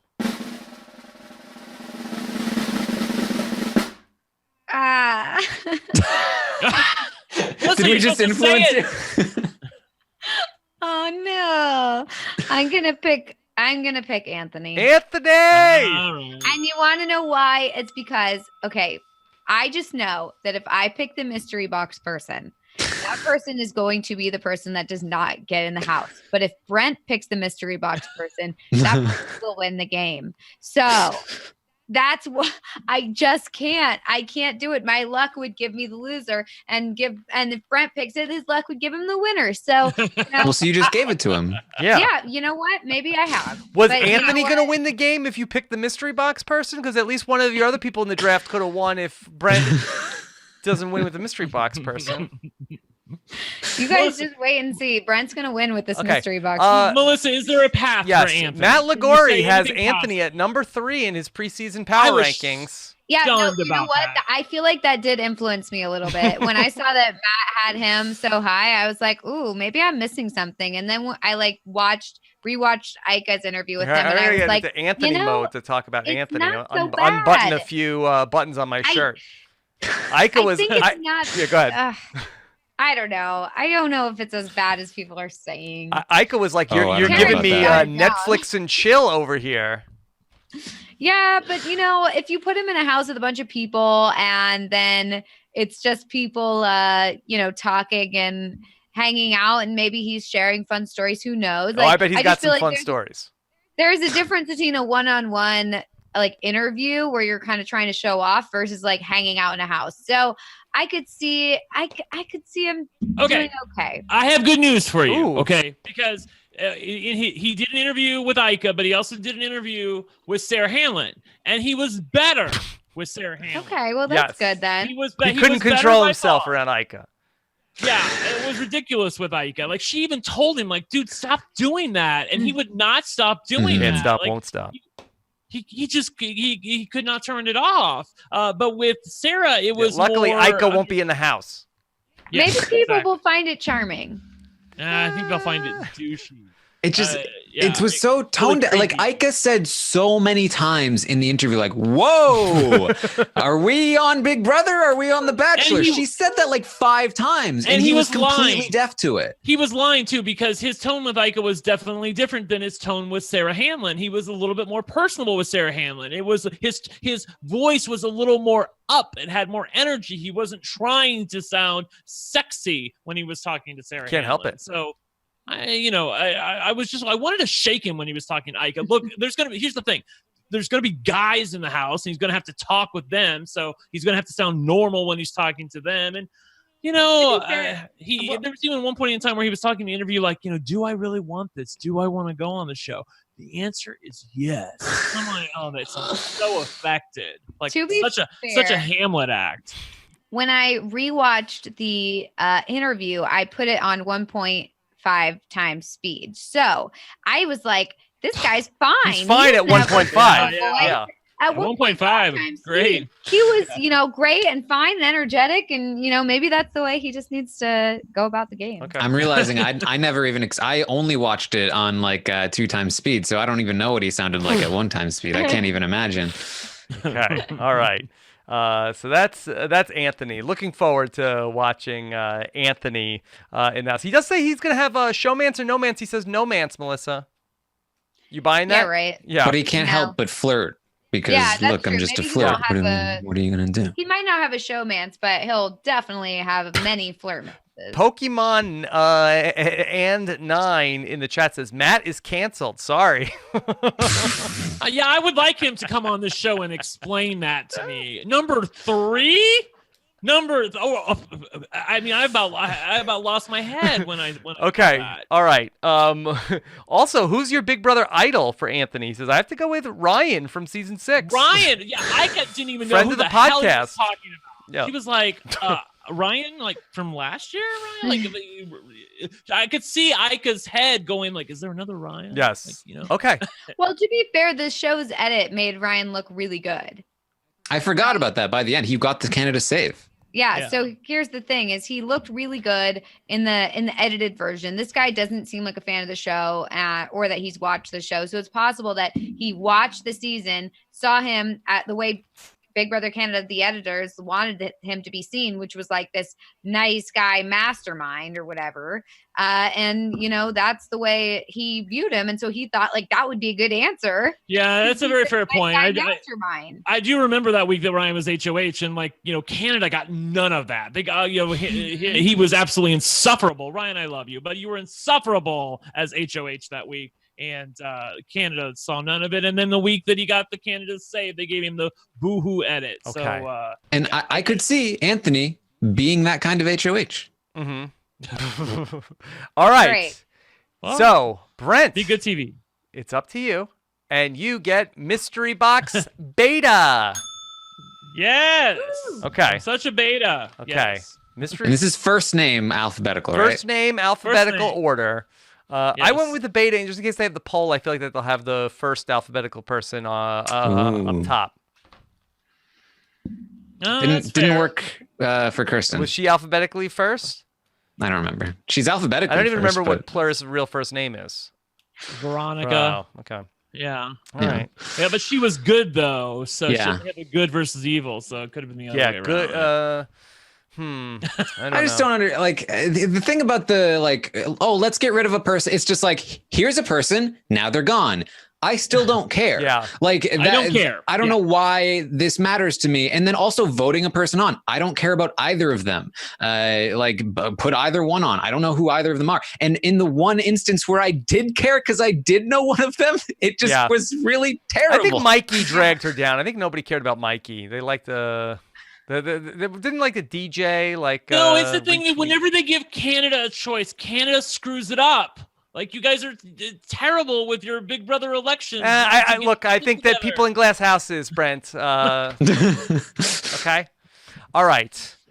So that's Brent. How do you feel about the Mystery Box Beta? Mystery Box Beta is fine. I would have preferred Beta over Anthony because I think he has no chance to win the game whatsoever. Do we know anything about our Mystery Box people other than they're badasses? They're badass women. Okay. So I'm here for Noah it. in One of the them is a chat is teacher, saying I that think. one is Carrie and the other is Holly. How do you feel about Yeah. Holly? I think that's what we've heard. I have no idea who Heard that on I think is. they're- Reddit they're that both on there the- was a teacher, and then there was some security guard or something. Yeah, something like that. I think they're both from the East Coast because that matters to Canadians. Yeah. Yeah, boy. So who was it that kept going on about Toronto? Oh, was it Anthony? I think it was Anthony. One of the questions was what do people from your hometown have that gives them an edge to win Big Brother Canada? I skip that question every time Oh because my God, me what too. kind of question is that? That's so dumb. Yeah. Everyone from everywhere is different. Mm. Okay, Or cool. maybe it was Great, Dane who was like, "I want to bring it home for Toronto." Or no, it was Anthony. He was like, "I'm gonna bring it home for Toronto." Instead of 5 times. Like, I don't give a shit about Toronto. I care about you. Ginger Ninja No offense, Toronto. was the what was his zip code? I don't remember now. Oh, oh God. Yeah, I'm sorry. Was it Chat five? ending didn't Was that work. 5? Yeah. What was it, Rob? I don't know. I'm getting Okay. confused. All right. So that's our draft. We will be back later on this week to talk about the 2-night premiere. So I think we're leaning towards nothing on Wednesday night, but we'll have coverage on Thursday nights. Taryn will be back live with you guys every morning. Taryn, I was asked, are you locked in for 11 Eastern, 8 Pacific again?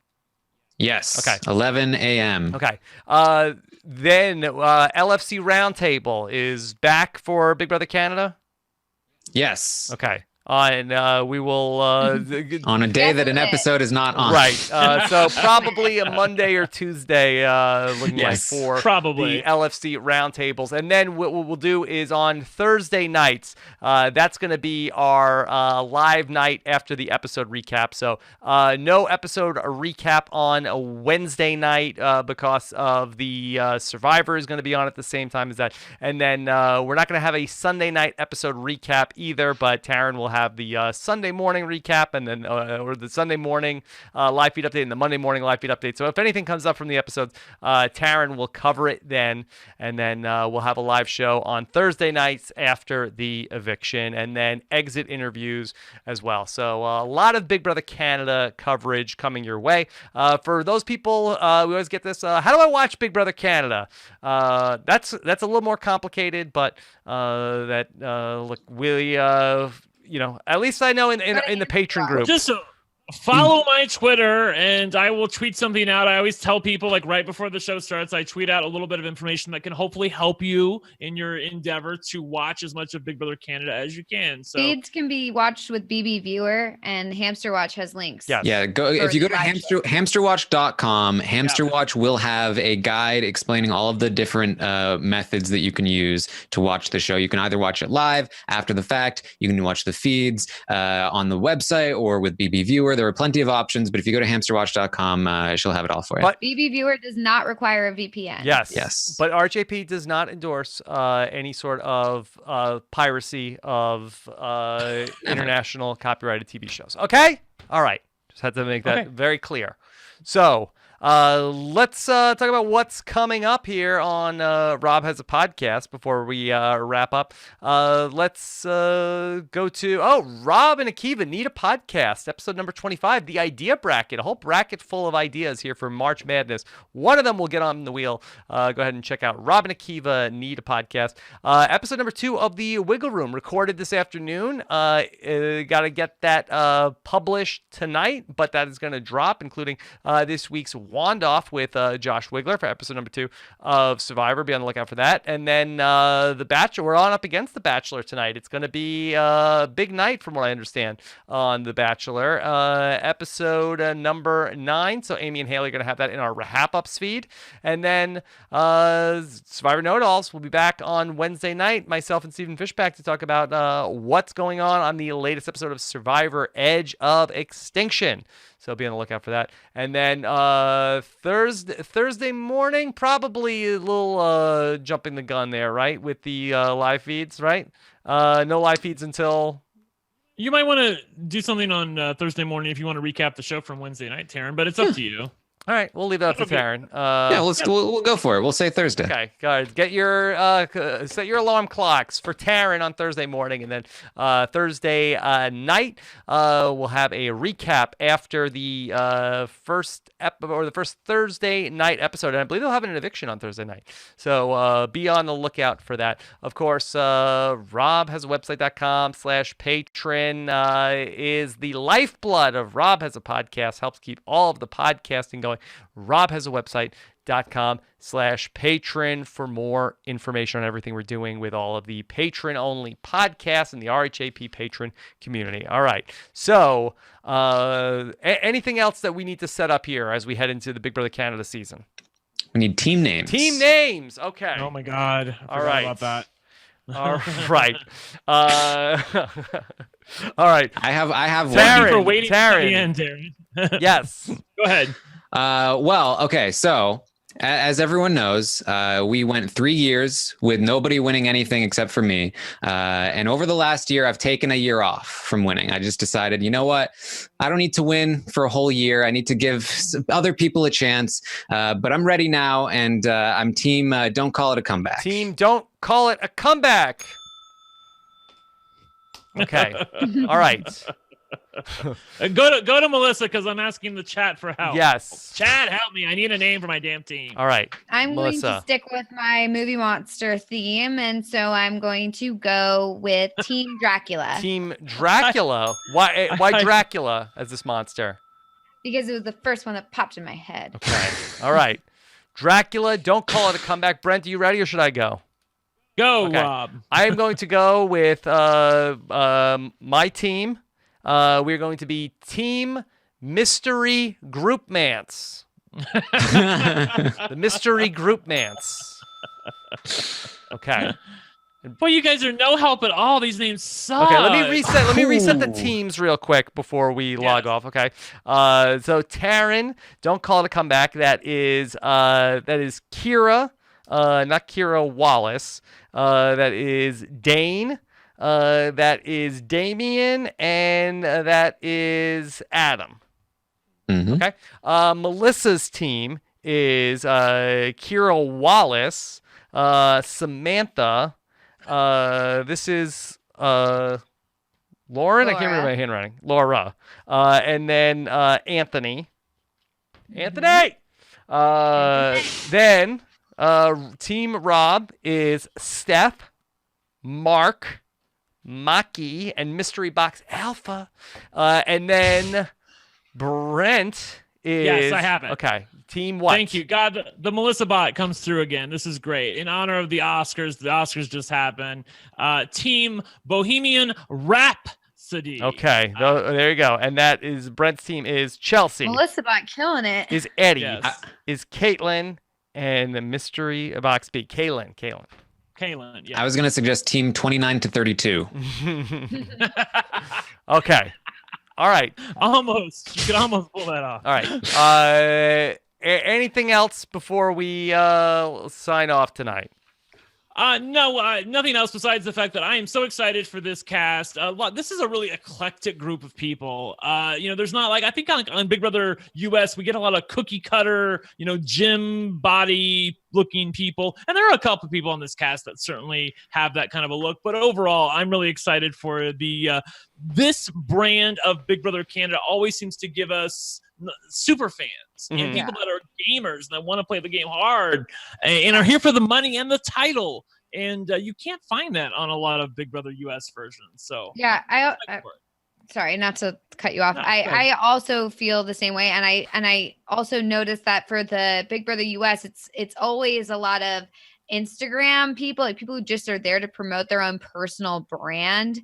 Whereas I feel like with Big Brother Canada, maybe you get a little of that, but for the most part, you're getting people who are there to play the game and who are excited to play the game and who are there for the game, not because they're there to promote their Instagram or handle or whatever, or try to create some sort of social media following. So I just think that that's always so refreshing with Big Brother Canada. Yep. Okay. Yeah, I feel like Maki is the Canadian version of the Instagram model on they oh, he looks like a character. That's such a miss. I don't know what would have possessed them to cast him, Taryn. I mean, I know he looks interesting, but he doesn't sound interesting when you talk to him. Like, you talk to him for more than 10 seconds, you're gonna know he's not the kind of person who goes good on a TV set. We'll see. We can be proven wrong. We'll see. Most right. people Well, watch I it hope over so. the internet. Okay. All right. So just let me also set up how to get the Big Brother Canada podcast. So these Big Brother Canada podcasts are going to be in the Big Brother podcast feed, which you can subscribe to at robhasawebsite.com/BB podcast or in our Wrap Ups feed as well. We will have all of the Big Brother Canada podcasts. Go to robhasawebsite.com/Wrap Ups to subscribe. And of course, you'll get all of our other Wrap Ups in that feed. The Big Brother podcast will be all things Big Brother and nothing else. So you can choose the way you consume all the podcasts. All right, real quick, let's get all the plugs in. Brent, how can people follow you? You can follow me at One Lucky Gay. That's one spelled out, ONE. Melissa, how can they find you? They can find me at It's Melissa with 3 A's on Twitter and Instagram. And Taryn, where can they find you? At Armstrong Taryn on Twitter, Taryn Armstrong on Twitch, and just Google me. That's really the way most people will do it. Don't Google me. Okay, do not. Yeah, don't Google me either. Don't Google Brent. Don't Google any of us except for Taryn. I mean, for real, how many people type in the specific thing? I feel like if I ever want to find someone, I just put their name in, right? Like, that's how Taryn Armstrong Twitter, right? Guess so. Depends on the name. Yeah. Sometimes we do. Okay. Yeah. There you go. All right. So Just fine. shout out to Shane Powers jumping into the chat 2 hours into our Big Brother Canada live draft. Thanks so much to Scott St. Pierre for being behind the scenes tonight. I'm at Rob Cesternino. Take care, everybody. Have a good one. Bye.